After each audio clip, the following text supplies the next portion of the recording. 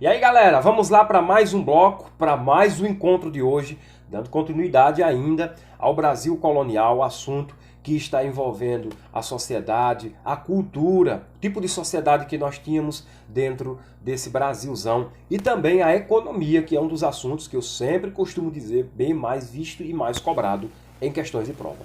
Vamos ficar para a tela comigo? Vem cá. O assunto de hoje, nós iremos dar continuidade, como eu disse agora há pouco a vocês, do que nós já vínhamos trabalhando. Nós paramos exatamente aqui, ó, expansão territorial, gente, expansão territorial.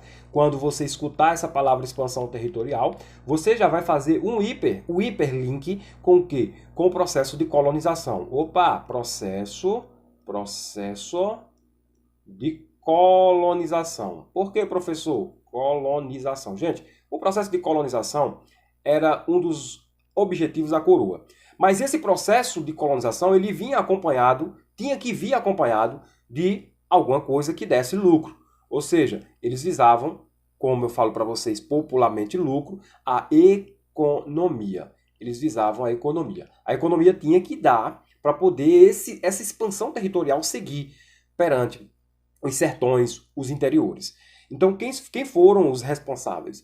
Nós temos aqui a figura dos bandeirantes, ó, bandeirantes. E aqui para nossa história é bem incrível eu alencar com vocês que os bandeirantes, eles investiram com o que nós chamamos de bandeiras, ou também chamado de bandeiradas. Deixa eu colocar bandeiradas aqui, bandeiradas. Bandeiradas. Também pode ser comprado assim, menos visto. Essa palavra bandeiradas é menos visto, mas pode ser que seja cobrado assim também. Então, ou seja, gente, a expansão territorial com a figura desses carinhas aqui nós iremos adentrar. Foram os bandeirantes os responsáveis pela ampliação do território brasileiro. Então, vejam só, gente, ó, os bandeirantes responsáveis pela ampliação do território brasileiro. Aí, galera, eu vou dar uma pausazinha aqui e lembrar para vocês que os bandeirantes, eles tiveram uma das principais missões que eles passaram para a história, como sendo homens, eu quero até chamar aqui para a tela, como sendo homens responsáveis por brigar contra escravos, por brigar contra indígenas ferozes que se escondiam nas embrenhas das matas. Está aqui o motivo, está aqui toda a motivação por que os bandeirantes passaram para a história como sendo homens que iam lá recuperar o quê? Os lacácios, né? Os escravos. Então, bem aqui em cima, onde eu estou acertando aqui, ó, o nosso quadrozinho virtual, você está acompanhando tudo isso. Que a missão dos bandeirantes, primeiramente, não foi essa missão de ir buscar escravos, buscar nos quilombolas, destruir quilombolas. Não, a primeira missão dos bandeirantes foi essa daqui, como eu disse para vocês. Qual, professor? Vem cá, essa que está acertada aqui, ampliação do território brasileiro, além do Tratado de Tordesilhas, certo? Então, a missão era essa, ampliação do território brasileiro, além do Tratado de Tordesilhas, que é aquela linha que eu desenhei na aula passada para vocês. Os bandeirantes penetraram no território brasileiro procurando índios, ó, procurando índios não foi só para isso, tá, gente? O objetivo era expansão, mas procuravam também índios para aprisionar e jazidas de ouro e diamantes. Olha só a economia. Foram os bandeirantes que encontraram as primeiras minas de ouro nas regiões de Minas Gerais, Goiás e Mato Grosso. Tá vendo só que informação valiosa que eu estou trazendo para vocês? Foram os bandeirantes, ó, os primeiros, bem aqui fichando, os bandeirantes, os primeiros que encontraram minas de ouro nas regiões de Minas Gerais, Goiás e Mato Grosso. Os bandeirantes foram os homens valentes que no princípio da colonização do Brasil foram usados pelos portugueses com o objetivo de lutar com os indígenas, ó, rebeldes e escravos fugitivos. Então, a nossa historiografia, elas passam mais isso aqui. Professor, está errado? Não, galera, não está errado não. Aqui eu estou ratificando esse pensamento que é mais imbuído na sociedade, como a função dos bandeirantes, certo? Buscar indígenas, rebeldes e escravos fugitivos. Bem, isso aqui é o que qualquer um acerta. Mas o que qualquer um pode vacilar, ou pelo menos quem não se atenta, é quanto a isso aqui. A ampliação do território brasileiro, mais uma característica para os bandeirantes. Ó, bandeirantes. Professor, eu quero bandeirantes. Era quem trabalhava na rede Band? Não. Bandeirantes, desbravadores, tá, pessoal? Um dos mais conhecidos foi o Domingos Jorge Velho. Um dos mais conhecidos na caça de captura de escravos e índios. Estes homens que saíam de São Paulo e São Vicente, tá vendo só a capitania de São Vicente aqui, ó, bem próspera, viu, junto com a de Pernambuco, dirigiam-se para o interior do Brasil, caminhando através de florestas e também seguindo o caminho por rios. O rio Tietê foi um dos principais meios de acesso para o interior de São Paulo. Então, nós estamos estudando aqui a expansão territorial. E nesse primeiro slide você já viu comigo, aprendeu e maciçou um pouco mais que a expansão territorial ela se deu por conta dessa figura, dos bandeirantes. Era difícil empreender caminhos nas matas virgens fechadas. E esses caras, eles deram, digamos assim, o braço a ruir. Aí a esses locais, desbravar locais antes nunca habitados, digamos assim, aonde a ampliação do território brasileiro foi uma das principais marcas de quem? Dos bandeirantes. Show? Para a história, pega isso aqui. Para a tua prova, pega isso aqui. Mas para aquele tipo de pergunta que não cai mais em prova, você vai pegar o mais fácil também, que é esse aqui. Ó. Indígenas, rebeldes e escravos fugitivos eram uma das missões de recuperação dos bandeirantes. Beleza, galera? Show, firmou. Vamos lá avançando? Estamos avançando. Ó. Estas explorações territoriais eram chamadas de entradas ou bandeiras. Como eu disse para vocês, ó, entradas ou bandeiras ou bandeiradas também. Enquanto as entradas, vejam só, eram expedições oficiais organizadas pelo governo, as bandeiras eram financiadas por particulares, ou seja, por senhores. Então, existe uma diferença? Existe. Para a história, a gente trata da seguinte forma: entradas e bandeiras ou bandeiradas. Beleza? Mas só que, vejam só, gente, existe uma diferença. As entradas é uma coisa mais, digamos, íntima. É uma coisa mais íntima quando eu falo de entradas. Quer ver só? Enquanto as entradas eram expedições oficiais, algo íntimo, oficiais, organizadas por quem? Pelo governo. Então, quem entra, você vai lembrar do bizu. Quem entra é o governo. O governo. Beleza? Agora, já as bandeiras eram financiadas por particulares. Agora você vai lembrar. As bandeiras eram financiadas por particulares, ou seja, senhores de engenhos, donos de minas, comerciantes. Por que essa galera toda? Senhores de engenho porque viam seus escravos fugindo e precisavam financiar algumas das entradas de exploração para buscar mais escravos. Donos de minas porque eles já tinham sido os responsáveis por a descoberta de minas em, como eu falei para vocês agora há pouco, em Goiás e em Minas Gerais, e acreditava-se que eles conseguiriam descobrir muito mais. Então, investiam nesses caras. Comerciantes também tinham pretensão de expandir os seus comércios e, através dos caminhos dos bandeirantes, era possível essa expansão. Eram financiados por particulares, como eu disse agora para vocês. Estas expedições tinham como objetivo predominante capturar os índios, procurar por pedras e metais preciosos. Contudo, estes homens ficaram historicamente conhecidos como os responsáveis pela conquista de grande parte do território brasileiro. Alguns chegaram até fora do território brasileiro, em locais como a Bolívia e o Uruguai. Então, os bandeirantes eram bichos brutos mesmo, né? Eram pessoas que estavam preparados para entrar, para dar essas entradas ou essas bandeiradas. Então, agora você já vai fixar e fichar que as entradas têm uma diferenciaçãozinha dos chamados bandeiras ou bandeiradas. Entradas, quem entra é o governo, quem bandeira é o particular, tá bom?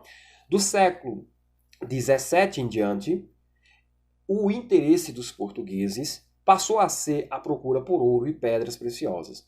Então, os bandeirantes, como é o caso de Fernão Dias Paz e seu genro Manuel Borba Gato, são outros bandeirantes aqui, além do Domingo Jorge Velho, também importante, tá, pessoal? Concentraram-se nestas buscas, desbravando o estado de Minas. Depois, outros bandeirantes foram para além da linha do Tratado de Tordesilhas, aquela linha que eu desenhei, e descobriram o ouro. Muitos aventureiros os seguiram, e estes permaneceram em Goiás e Mato Grosso, dando início à formação das primeiras cidades. Então, muita gente seguiam eles como exemplo de bons desbravadores, acabavam não aguentando tocar o projeto para frente e acabavam ficando ali em algumas paradas. E essas paradas serviram assim para o início da formação das primeiras cidades, as primeiras vilas em locais antes não habitados. Show? Então nós temos aqui, nesse slide, o que foi pego, ratificando com vocês aqui, ó. Nesse slide foram pego duas informações lá no início já, ó, as entradas e as bandeiras. Entradas e as bandeiras. Bandeiras. As entradas são algo mais íntimos, como eu falei para vocês, né, as entradas e as bandeiras. As entradas algo mais íntimo, que você vai associar que quem entra é o governo, e as bandeiras, que quem bandeira é o particular. É o particular. Então, está aqui a principal diferença entre essas duas palavrazinhas para a tua prova. Banca pode cobrar. Boa? Avançando mais um pouco no nosso slide. Nesta ocasião, gente, ó, destacaram-se Antônio Pedroso, Alvarenga e Bartolomeu Bueno da Veiga. Não precisa vocês estarem preocupadas em bisurar, querer decorar o nome de todo mundo que aparece aqui, cara. Não dá, gente. Eu quero que você pegue o contexto histórico. O contexto histórico da ocasião aqui em tese. Outros bandeirantes que fizeram nome neste período foram Jerônimo Leitão, né, Nicolau Barreto, nós temos ainda Raposo Tavares, ou Antônio Raposo Tavares. Então, todos estes foram bandeirantes importantes para a nossa passagem. Aí aqui tem, ó, o bandeirante aqui, o Barreto, ele seguiu o trajeto pelo Rio Tietê e Paraná, regressou com índios capturados. Raposo Tavares atacou missões jesuítas espanholas para capturar índio. Francisco Bueno embreou missões no sul até o país vizinho do Uruguai. Então, como conclusão, pode-se dizer que os bandeirantes foram responsáveis, olha aqui, isso aqui é que você tem que pegar, ó. Os bandeirantes foram responsáveis pela expansão do território brasileiro, desbravando os sertões, além do Tratado de Tordesilhas. Cuidado, pode vir a tua prova dizendo que eles não alcançaram o Tratado de Tordesilhas, porque o Tratado de Tordesilhas era um tratado. Então, eles sabendo que ali finalizava o tratado deles, a parte deles, eles não adentraram para o lado espanhol. É errado, pelo amor de Deus. Não me erra uma questão assim. Porque todos que visualizarem isso na sua prova, com certeza vai dizer que o tratado foi respeitado. E o tratado não foi respeitado. Por outro lado, agiram de forma violenta, olha, na caça de índios e de escravos foragidos, contribuindo para a manutenção do sistema. Que sistema, professor? O sistema escravocrata, que vigorava no nosso Brasil colonial.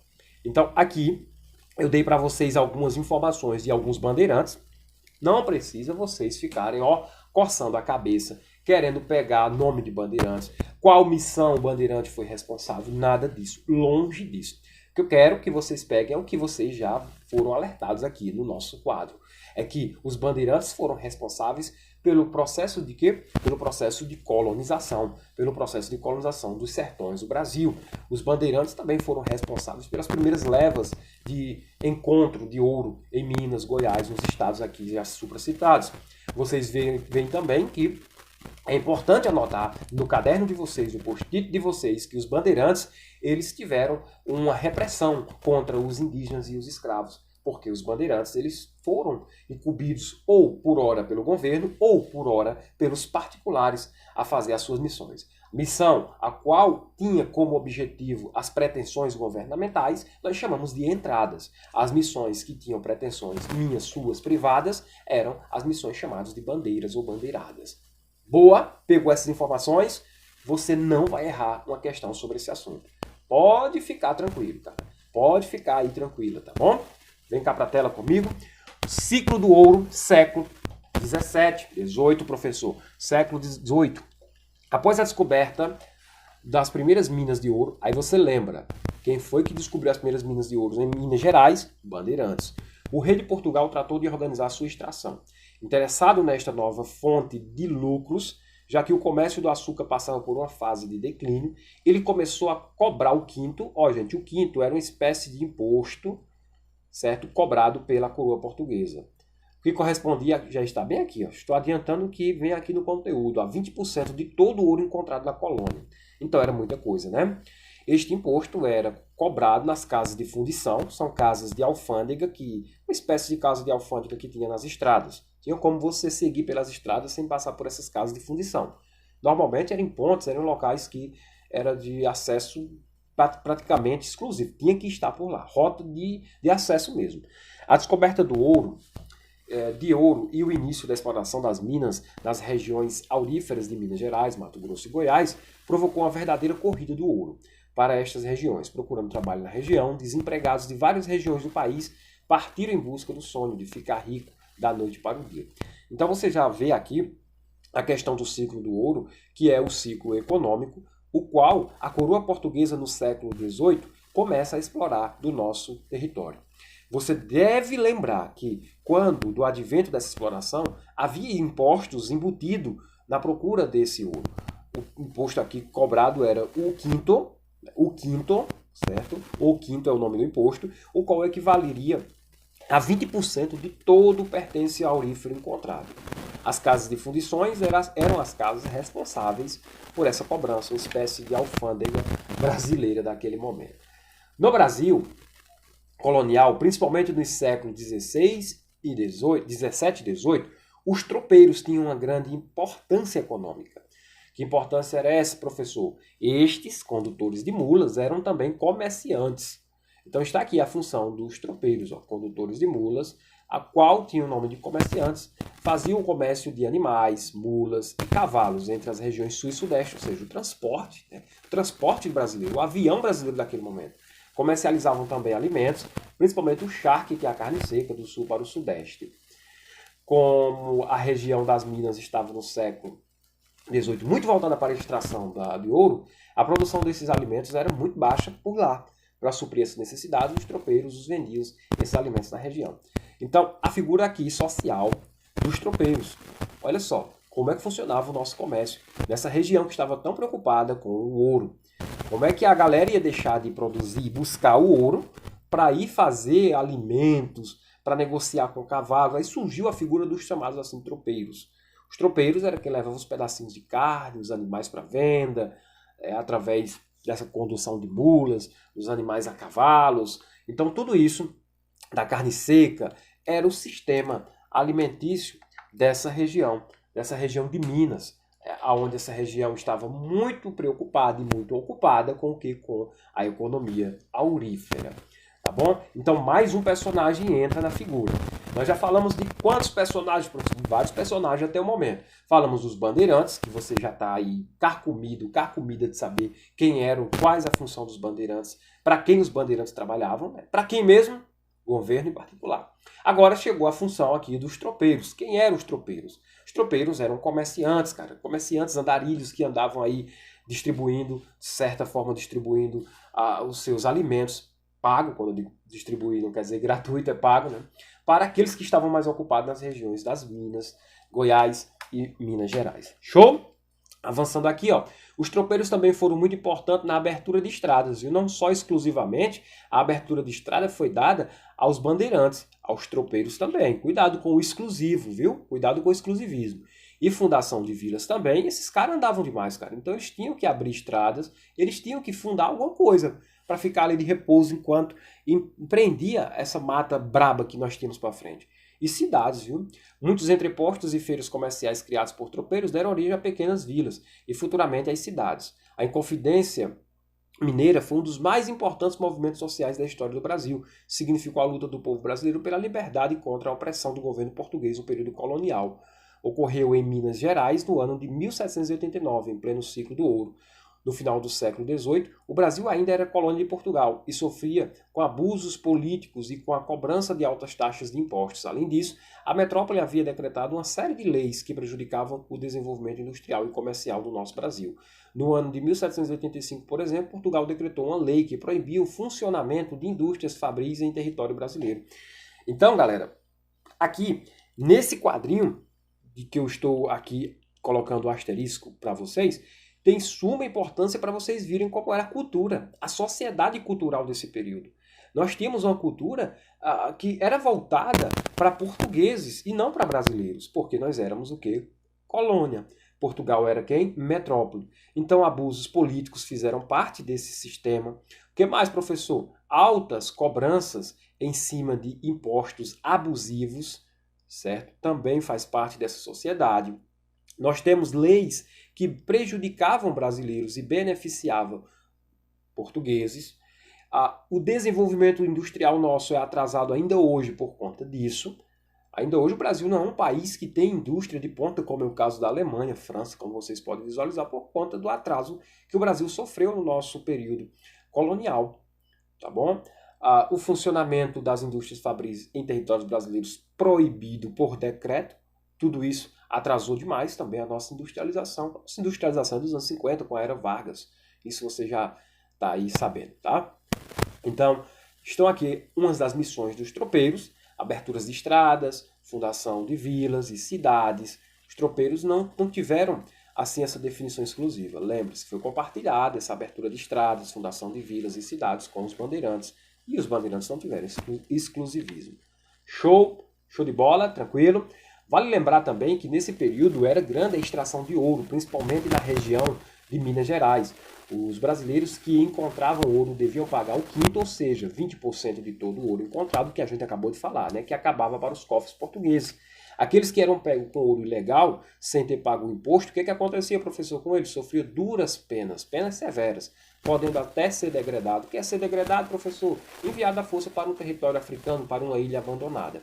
Com a grande exploração, o ouro começou a diminuir nas minas. Mesmo assim, as autoridades portuguesas não diminuíram a cobrança. Continuou com os 20%, viu, gente? Ó, não diminuiu a cobrança. Cuidado, a banca pode dizer, mesmo assim, as autoridades portuguesas baixaram. Aliás, as autoridades portuguesas baixaram a porcentagem do quinto quando do advento da diminuição da exploração do ouro, quando ela começou a diminuir drasticamente. Errado, viu? Não diminuiu nada. Continuou do mesmo jeito. Nesta época, Portugal criou a derrama. Esta funcionava da seguinte forma: cada região de exploração de ouro deveria pagar 100 arrobas de ouro, ou seja, 1.500 quilos por ano, para a metrópole. Quando a região não conseguia cumprir essas exigências, soldados da coroa entravam nas casas das famílias para retirarem os pertences até completar o valor devido. Está vendo só que arbitrariedade, que exploração que os portugueses, a coroa portuguesa dava para com as famílias, para com essa sociedade. A derrama era isso, cara. Se tu não conseguir bancar com o acordo dos 20%, a gente vai chegar e vai bancar o terror. Todas essas atitudes, gente, foram provocando uma insatisfação muito grande do povo, e principalmente dos fazendeiros rurais e donos de minas, que queriam pagar menos impostos e ter mais participação na vida política e social do país. Alguns membros da elite brasileira, os intelectuais, fazendeiros, militares, donos de minas, influenciados pelas ideias de liberdade que vinham sendo afloradas do iluminismo europeu, começaram a se reunir para buscar uma solução definitiva para o problema. A conquista da independência do Brasil, já sendo citada nesse período, já sendo citada nesse momento. Então você vê aqui um ciclo de insatisfação social, cultural, que estava se nascendo dentro da nossa sociedade brasileira, por conta desse imposto de 1/5, acompanhado dessa tal de derrama, que fez com que muitas famílias se desgostassem mesmo do território. Gente, vem cá, os Inconfidentes é o assunto do nosso próximo encontro. Vamos falar agora dessa classe, dessa galera. Falamos hoje sobre os bandeirantes, falamos sobre os tropeiros, falamos um pouquinho sobre os impostos que vinham sendo acompanhados em cima dessa exploração que o Brasil vinha sofrendo do ouro português, o quinto, que era 20%. Depois surgiu a derrama, que aí derramou mesmo, complicou a situação e a vivência desse povo brasileiro. Próxima aula, se já estiver, a depender do momento que você nos acompanha, vai lá, eu estou te esperando.